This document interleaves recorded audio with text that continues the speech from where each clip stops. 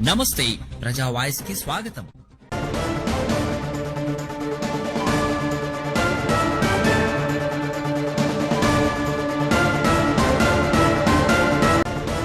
అంత కష్టపడి గెలిపించినాము కూటమి ఎమ్మెల్యేని ఆయన అంటాడు. నిన్న ఈరేసాను ఆయన వ్యక్తి.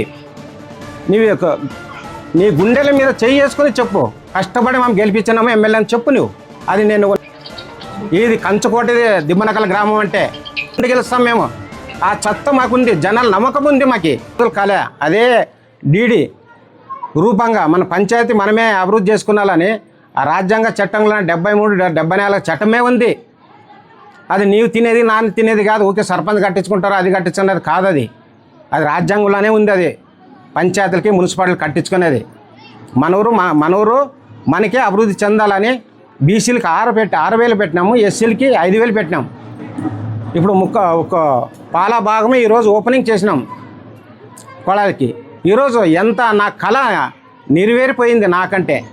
వాళ్ళు నీళ్ళు పట్టుకుంటే వాళ్ళ తృప్తి, జనాలు తృప్తి, నాకు అదే నాకు సంతోషం. దానికి నా సంతోషం నాకు ఏమీ లేదు. కొంతమంది 5,000 రూపాయలు డబ్బులు, 6,000 రూపాయలు డబ్బులు కట్టించుకున్నారు, రసీదులు లేదు, ఇవన్నీ డబ్బులు వాళ్ళకే అని చెప్పేసి కొంతమంది ఆరోపణలు కూడా చేసినారు. కొంతమంది నాయకులు కూడా చేసినారు. అంటే మీ కూటమికి చెందిన నాయకులు కూడా దాంట్లో ఆరోపణలు చేసినారు వీడియోలో. మరి దానికి ఏం చెప్తారు అన్నా? వాళ్ళకి తెలీదు. ఒక పరాన్న వాళ్ళ సర్పంచ్, ఒక వార్డ్ నెంబర్ అయితే వాళ్ళకి అన్ని చట్టాలు తెలుస్తాయి. వాళ్ళకి చట్టాలు తెలియనప్పుడు ఏమైనా మాట్లాడతారు చెప్పు. వాళ్ళకి ఇప్పుడు పంచాయతీలను ఎవరు సెక్రటరీ సంతము, నా సంతం ఉంటే అది చెల్లేది ఏదనగా తీర్మానం. ఆ తీర్మానం చేసుకొని మేము మా డబ్బులు ఇప్పుడు వాళ్ళకి తెలీదు. అది ఈ జనాలు కూడా వాళ్ళు ఆదరణ కారు కదా, మేనవాళ్ళు తీసుకుంటాం మేము, కట్టుకొని వాళ్ళకి రసీదు ఇస్తాం. వాళ్ళు ఆన్లైన్ రసీదు అడిగినారు కదా, మేము రేపు వస్తే కూడా వాళ్ళు కట్టి కూడా ఆదానికి వస్తే కూడా వాళ్ళు ఆడ కట్టించుకొని రసీదు ఇస్తాం. ఆన్లైన్ రసీదే. ఇప్పుడు కట్టినంత వరకు కానీ ఇప్పుడు ఇంకా మీద కట్టేవు కానీ ఆన్లైన్ వేసినాం. మేము పంచాయతీలకు వేసినాము. వాళ్ళు కావాలంటే ఆన్లైన్ ఇస్తున్నాము. మేము కూడా పకడాబందీ చేసుకుంటాం. ఎవరు తినేది కాదు, ఇది పంచాయతీది. అయినా వాళ్ళు ముసుగులాన ముసుగు, బీజేపీ ముసుగు, వైసీపీ నెల వచ్చి నువ్వు కండవ వేసుకున్న మాత్రమా నువ్వు మాట్లాడితే కూటమి కాదది. అది తెలుసుకొని మాట్లాడాలి. ఎవరన్నా కానీ తెలుసుకుంటే అది మాట్లాడితే అది బాగుంటుంది. ఎంత కష్టపడి గెలిపించినాము కూటమి ఎమ్మెల్యేని ఆయన అంటాడు. నిన్న ఈరేసాను ఆయన వ్యక్తి. నీ గుండెల మీద చెయ్యి వేసుకొని చెప్పు, కష్టపడి మేము గెలిపించినాము ఎమ్మెల్యే అని చెప్పు నువ్వు. అది నేను ఒప్పుకుంటా. నీవు ఏజెంట్ కూర్చున్నావు, ఒక్క ఓటు కొట్లాడినావు అడ్డము. మీ ఎమ్మెల్యే ఎవరో ఏం గెలిచాడో అని వైఎస్ఆర్ అయినప్పుడు ఆయన ఉంటే ఇప్పుడు ఆ వైఎస్ఆర్ లేదు కదా. అది ఆ ముసుగులోనే వచ్చి కండ వేసుకొని నేను కూటమి అంటే కూటమి పేరంటే కూటమి చెడ్డకు తెప్పిస్తాం.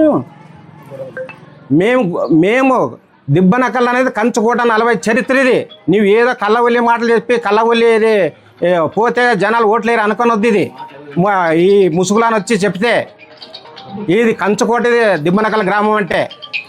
రేపు నెక్స్ట్ వచ్చేది కూడా అప్పుడు వైసీపీ గవర్నమెంట్లో 2 గెలిచినాము, ఇప్పుడు కూడా 2 గెలుస్తాం మేము. ఆ చెత్త మాకుంది, జనాలు నమ్మకం ఉంది మాకు. జనాలు మాకు నమ్మకం ఉంది అనమాట. ఆ మంచి పని చేసేదానికే మాకు ఆదరిస్తుంటారు జనాలు. మాకు ఇంకొకరు మాకు భయపడే అవసరం లేదు. నువ్వు ఎంత కలవలి చెప్తే కూడా మేము భయపడేది లేదు. ఏమంటే చట్టపరంగా పోతాం. నువ్వు ఊకే కట్టి జనాలు స్వచ్ఛంగా కట్టించుకొని ఇప్పుడు ఎంత సంతోషంగా కడితే కూడా వాళ్ళు బాగా సంతోషమే అయిపోంటారు. నీ ఊకే రసీదు లేదు, డబ్బులు సరిపోతున్నాయి, అది మాట్లాడితే ఎందుకు పనికి రాదు. అది ఎప్పుడన్నా పనికి వచ్చే మాటలు మాడాలా. ఎమ్మెల్యే మేము కష్టపడి గెలిపించుకున్నామయ్యా. ఈరోజు ఎమ్మెల్యే తిట్టే హక్కు, కొట్టే హక్కు, కూసుకొని తినే హక్కు మాకు ఉంది. నీకు హక్కు ఉందా? నువ్వు ఊకే కండ వేసుకొని వస్తే నేను బీజేపీ నాయకుడా? నువ్వు బీజేపీ నాయకులు దండిగా ఉంటారు. వాళ్ళు నిజమైన నాయకులు, వాళ్ళు బీజేపీ నాయకులు. నీ బీజేపీ నాయకుడు అయితే వచ్చి మాతన ఏం చేయలేమా, ఏం లేదా అని మాతో మాట్లాడతారు. నీవు కళ్ళవల్లి మాటలు జనాలకి నవ్వు పెడితే అది జనాలు కూడా నిన్ను నమ్మరు.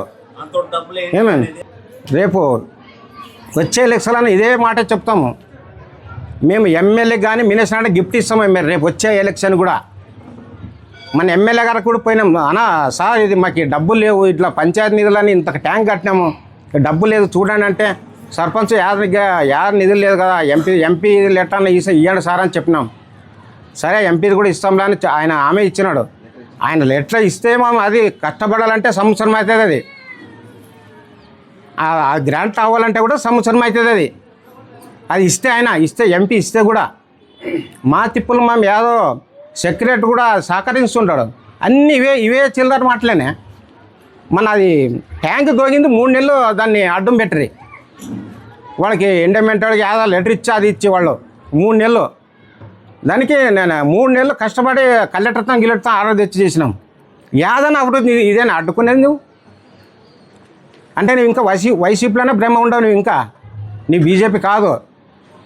ఆ భ్రమాన్ని విడిచిపెట్టలేదు. వైసీపీ గవర్నమెంట్ కాదు ఇది, టీడీపీ గవర్నమెంట్. ఇది కూటమి గవర్నమెంట్ ఇది. జనసేన, బీజేపీ, చంద్రబాబు గవర్నమెంట్ ఇది. నీ కళ్ళవిల్లి మాటలు చెప్తే ఎవరో నమ్మరు నిన్ను. అది ఇప్పుడన్నా మంచి బుద్ధి మార్చుకొని మంచిగా ఉండండి. ఊరు బాగుపడుతుంది, అందరూ ఊరు అభివృద్ధి చేసుకుందాం. ఇట్లా కళ్ళ ఉల్లి మాటలు జనాలకి చెప్పొద్దండి మీరు. ఇది నాకు ఈరోజు నా కళ నెరవేరింది. నా మనస్ఫూర్తిగా ఊరికి ధన్యవాదాలు. నా పేరు లక్ష్మణ, సర్పంచ్ భర్త. నా నమస్కారము. దిబ్బనకల్ గ్రామ ప్రజలకి ఈరోజు కళ నెరవేరింది. ఎందుకంటే నా కళ కూడా 2013లోనే నేను సర్పంచ్ గెలిచినాను. 2013లో సర్పంచ్ గెలిస్తే కూడా ఆ రోజులన లైటు లేవు, ఒక రోడ్డు లేదు, తాగేదానికి నీళ్లు లేవు. ఆ నీళ్లు కూడా ఆ రోజులన బోర్ వేసింటే చేన్ల వరకే కడవలు పట్టుకొని పోయేవాళ్ళు, బిందెలు పట్టుకొని మొత్తం ఏడంటే ఆడే 50 అంటే బోరు. మరి సాదాపురంకి ఆ ట్యాంక్ ఉంది, ఆస్పరిపోయింది. సాదాపురంకి కడవలు వేసుకొని పోయేవాళ్ళు. గోనబాయికి ఎంత కష్టపడినారు. ఈ కళ ఈ రోజు నెల్లి ఇప్పుడే అయింది లేదు. అది 10 ఏండ్లు వెళ్ళి ఈ పని ఇంత పని చేసి వాళ్ళు కాళ్ళ పట్టుకొని వీళ్ళు కాళ్ళ పట్టుకొని ఆ రోజుల్లోనే నేను మినేసినాడన్న కాళ్ళ పట్టుకొని కూడా మా ఊరికి నీళ్ళు లేవు తాగే కంటే కూడా ఆయన కనకరం ఇచ్చి కూడా ఎంత ఆయన కూడా కష్టపడినాడు. మా ఊరికి నీళ్ళు రావాలంటే అతని బాధ్యతే ఎక్కువ ఉంది. ఆ రోజులో సర్పంచ్గా నేను ఆ గెలిచిన దానికే రోడ్లు అయిపోయినవి. ఈరోజు రోడ్లు మొత్తానికి రోడ్లు 3% రోడ్లు అయిపోయినవి.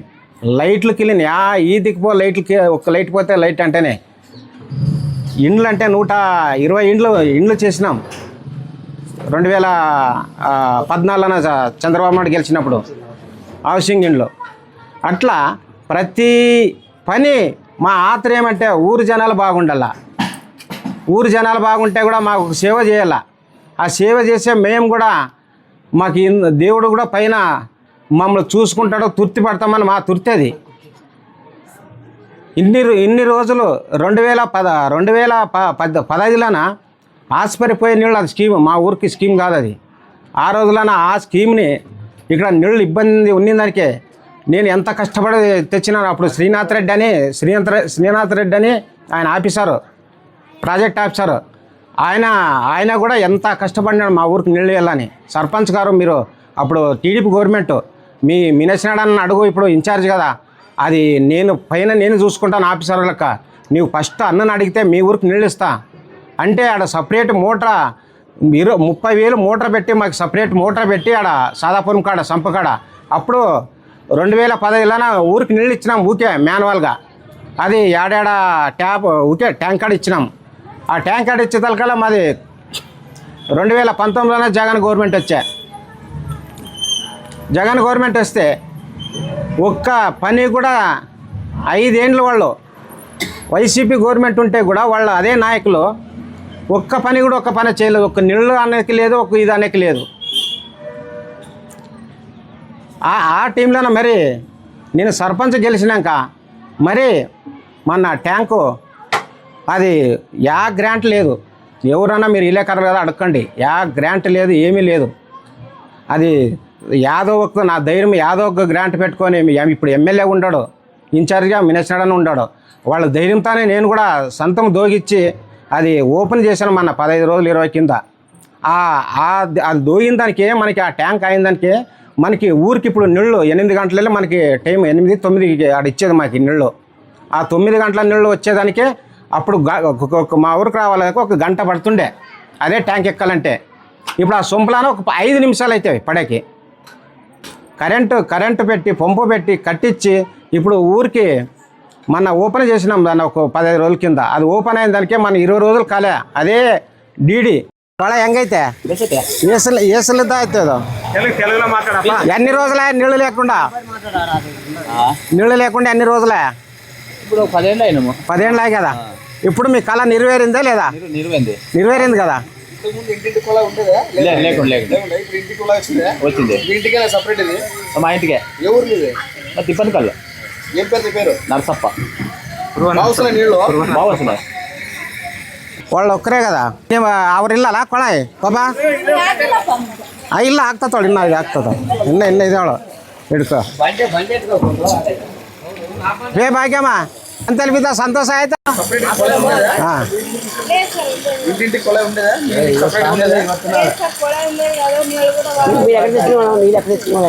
ఇంటి ముందు ఎక్కడ తెచ్చుకున్నారమ్మా మీరు నీళ్ళు? నీళ్ళు ఇంతకు ముందు అయితే ఉండలేదు సార్. బోర్ నీళ్ళు అడిగి తెలుసుకుంటుంది. మరి తర్వాత పబ్లిక్ కూడా పబ్లిక్ ఎట్లా ఉండేది ఇక్కడ? ఎన్ని ఇంటికి అప్పుడు? 20 ఇంటికి ఒక కొళాయి. మరి ఇప్పుడు మీ ఇంటికి ఒక కొళాయి సింగిల్గా వేసినారు కదా, మేము మంచిదేనా? మంచిదే సార్. అప్పుడు నిద్ర కాసి నీళ్ళు తెచ్చుకుంటుంది రాత్రి. అప్పుడు అది మరి వంట వచ్చే కనుక తెల్లవారుతుంది. సిక్కే లేకుంటలేదు.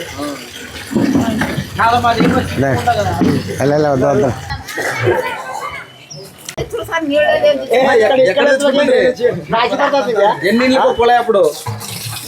3 ఇంటికి చేసి 3 కొళాయిలు ఉంటాయి సార్. 3 కొళాయిలే. ఇప్పుడు మీ ఇంటికి సింగల్ ఇది ఒకటేనా కొళాయి? ఒకటి ఉంది కదా సార్. మీకు కాదు, మీ ఒక్క ఇంటికేనా?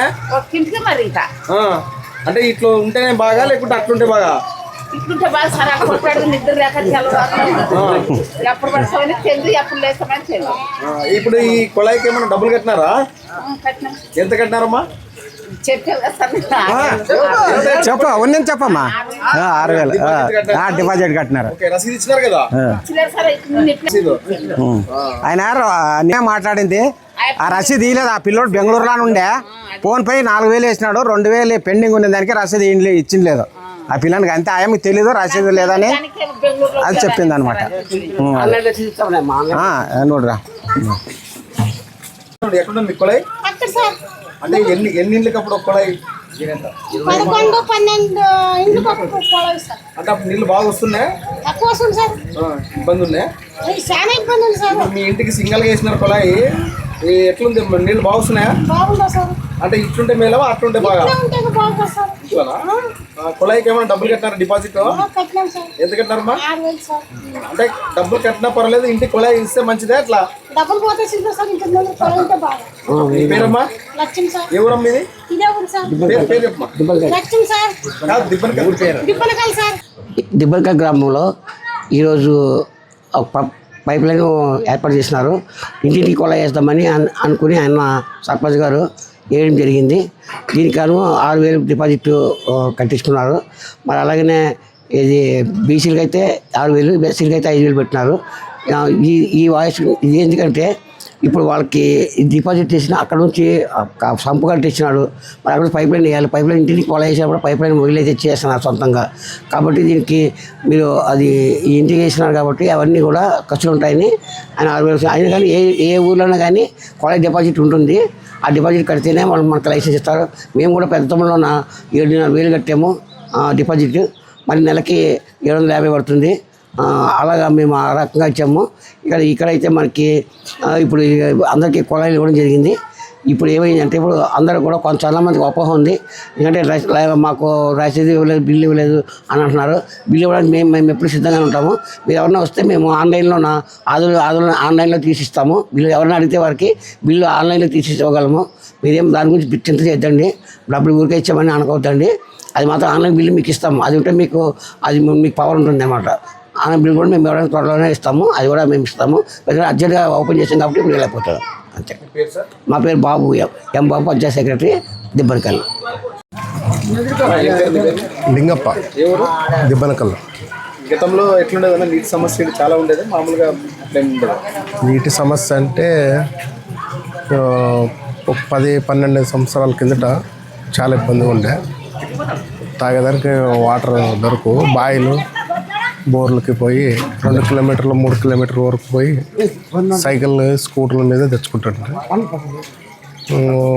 మళ్ళా తర్వాత 2015-16 సంవత్సరంలోన అప్పుడు మా ఇంటింటికి రాలేదా ఏరేకు స్టెప్ బై స్టెప్ 4 పెట్టినారు.